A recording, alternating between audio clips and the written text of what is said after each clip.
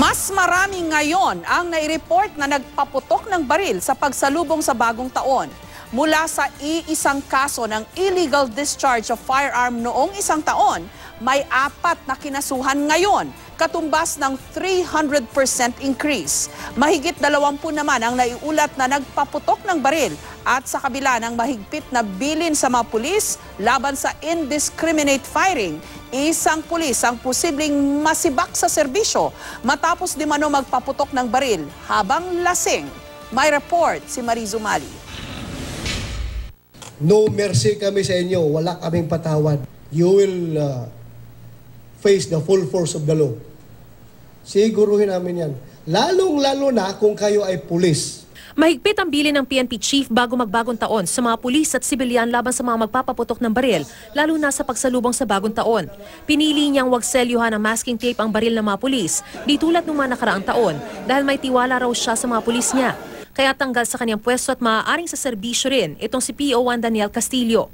Nakunan kasi siya ng CCTV ilang oras bago magpalit ng taon na naka-uniforme at naka-duty at tila nagwawala sa kalasingan. Maya-maya nagpaputok daw ito ng baril pero di na nakita sa CCTV. Arestado si Castillo. For one, yung si PO1 Castillo will be investigated and be subjected to summary dismissal proceedings for violating the specific instruction of the Chief PNP. So doon pa lang, at stake na yung kanyang service from the PNP. He may be dismissed from the service. Ayon sa paunang tala ng PNP mula December 16 hanggang January 2, may 23 insidente ng indiscriminate firing at illegal discharge of firearms sa buong bansa. Sa 23 insidenteng ito, 19 na ang arestado kasama si Castillo, isa pang sundalo, 3 security guard at 14 na sibilyan. Patuloy ang pagkalap ng impormasyon ng PNP sa mga katulad na insidente. Bukod sa mga naarestong ito, may 4 pang pulis at 3 sundalo ang iniimbestigahan dahil sa pagpapaputok din di umano ng kanilang mga baril sa pagsalubong sa bagong taon.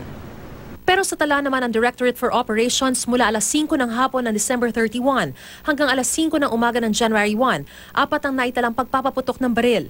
Mataas daw ito na 300% kumpara nung pagsalubong sa taong 2016 sa kaparehong oras. Ang mga insidenteng ito tinawag ng PNP na illegal discharge of firearms kung saan arestado na ang mga suspect.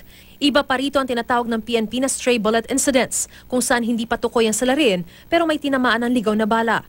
Mula December 31 hanggang January 1, may nakalap ng 4 na insidente ng stray bullet ang PNP, kumpara sa 38 insidente sa pagsalubong sa 2016 o mas mababa ng halos 90%. Our crime laboratory experts are doing their job to get the trajectory, the kind of bullet, the kind of firearm, probable firearm, the persons who may be involved, and other motives. Mariz Umali, GMA News.